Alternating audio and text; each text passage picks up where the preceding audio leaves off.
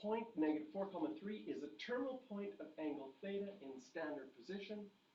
To the nearest tenth of a radian, determine the possible values of theta.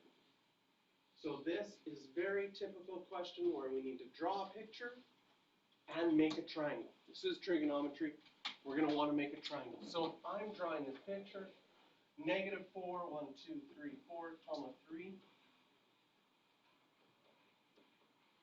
-4, 3 is right there. This is on the terminal arm of an angle. So this is the angle we're looking for. As far as making a triangle, we always make a triangle back to our nearest x-axis so we can label our reference angle. And what do we know about this triangle? We know that this length is 4 and this length is 3. So because you've drawn a right angle triangle, this allows you to go back to grade 10 math and solve for that reference angle. Our reference angle, tan of a reference angle, opposite over adjacent. I can find my reference angle by doing tan inverse. And once again,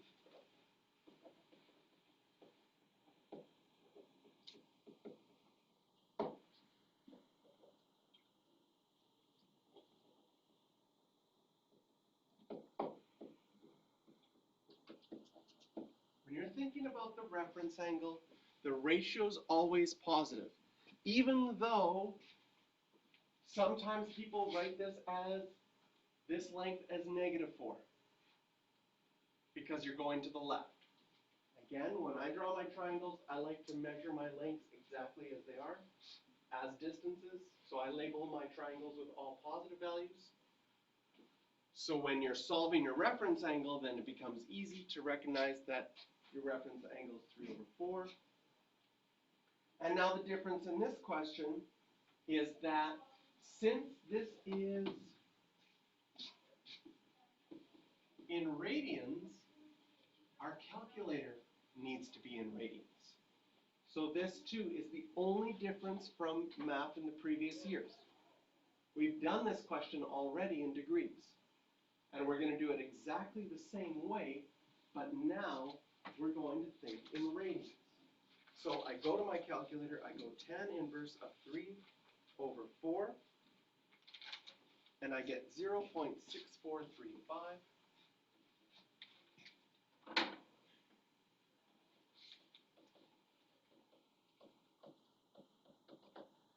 As my reference angle. Okay. Now, we need to find theta. So some things to think about. It says, to the nearest tenth of a radian, determine the possible values of theta in the domain from -2 pi to 2 pi. Again, just like we did in degrees, I'm going to split this up into positive values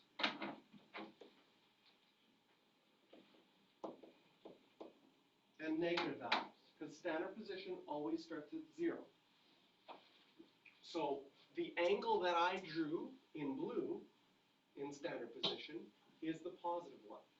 There will also be an angle that we could draw from 0 to -2 pi that would look like this.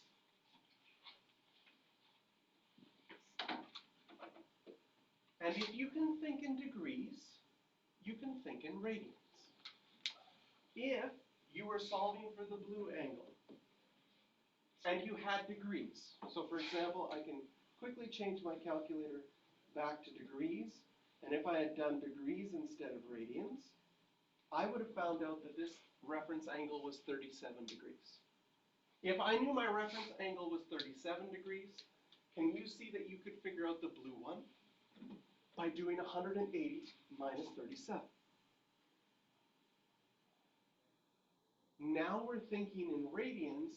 So instead of thinking of 180 degrees here, we have to think in radians and think of that as pi radians. So this blue angle will be pi minus my reference angle, just like we did 180 minus my reference angle. Type that into my calculator.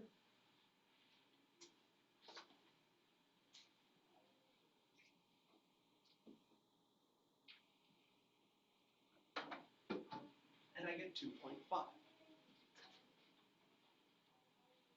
For the red one, if this is pi, can you see that the red one, you could take pi and add your reference angle, and whatever answer you get, put a negative in front of it to give you your negative angle. So I'll go pi plus my reference angle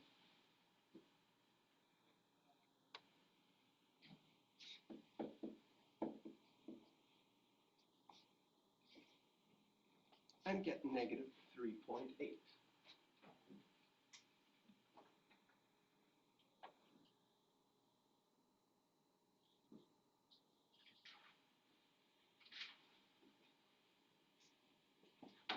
In part B,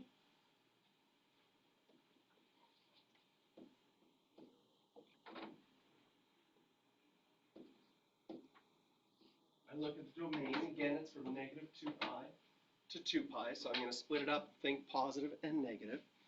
And part B is a question just like we did the other day in degrees that I got you to star a whole bunch of times. We even did 2 examples of it.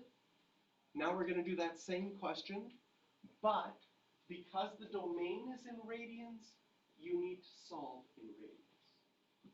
So how would we go about this question for part B? Is it okay if I erase part A? Everybody's done?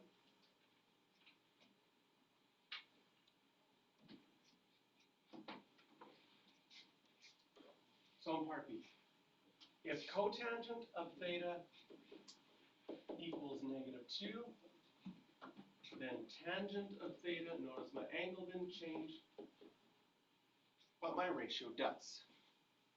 So I would know that tangent of theta is 1 over negative 2. And if tangent of theta is 1 over negative 2, my cast rule says it can't be in quadrant 1 or 3, because that is where tan is positive. It has to be in quadrant 2 and quadrant 4.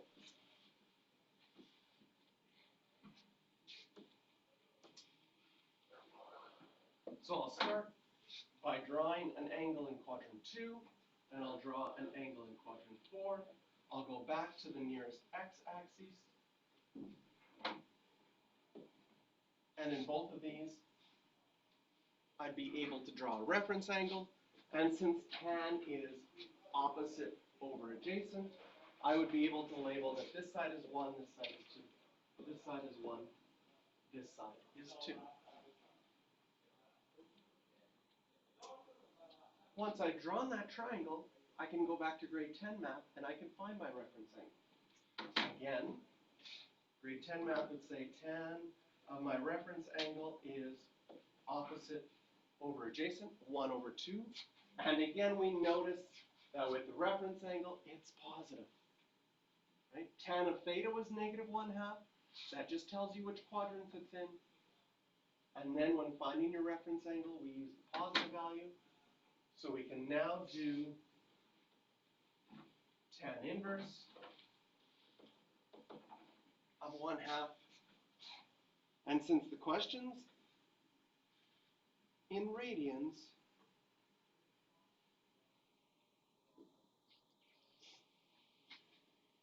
we have to make sure our calculator is in radians as well, and we get 0.4636.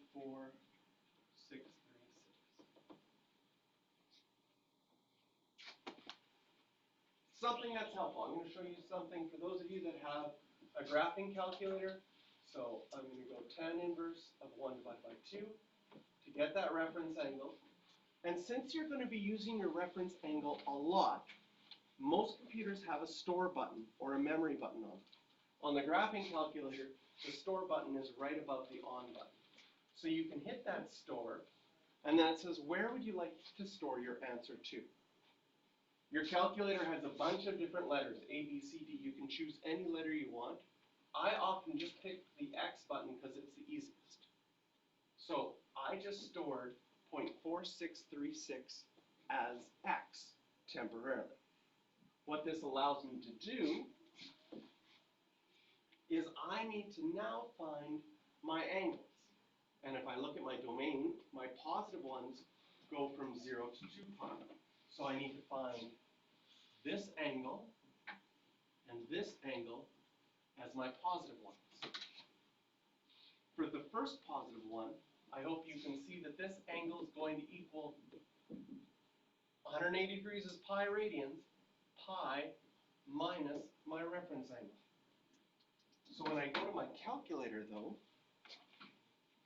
the nice thing about having the value stored is I can go pi minus, and then instead of retyping everything, I can just hit X. And that already figures it out, 2.7. Did it say to round to the nearest tenth? Yes. So theta equals, first answer 2.7. This second answer, all the way around in radians would be 2 pi, but that would be too much. I'd have to subtract my reference angle. And here again, this is where it's nice that I've stored it as X. I can go 2 pi minus X. I get 5.8 as my second answer. For my negative angles, I need to find this one, and I need to find this one. The one in quadrant 4 is really easy because it's going to be identical to my reference angle, but negative. So it'll be negative 0. Rounded to the nearest tenth, negative 0.5. And for this one in quadrant 2, I would think, okay, halfway around is pi. I'm going to go pi plus my reference angle, and whatever answer I get, I'm going to put a negative in front because I'm going in the negative direction. So again, I would go to my calculator. I would go pi plus my reference angle, which I've stored as X. Push enter, 3.6, and so I will write negative 3.6. Again, put 5 stars beside this question because this is a very important question. And you can now do 13 and 14. And in fact, that's what I'm going to give you for the last 7 minutes class. Start on question 13.